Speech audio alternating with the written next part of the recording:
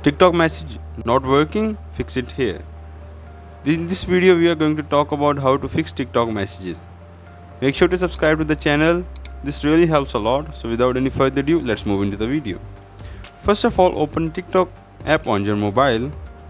As you open TikTok app on your mobile, if your messages are not working, like I am opening my inbox and I can see that some of my messages are not sent. If your messages are not sending, or you have any other problem with the TikTok, go to the profile option. Then go to these three lines that are up above. As you go to these three lines, go to setting and privacy and scroll down in the setting and privacy.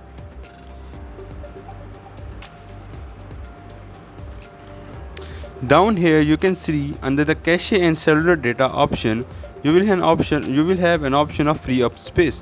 Now if you click on free up space, the TikTok will delete only the cache data that you have.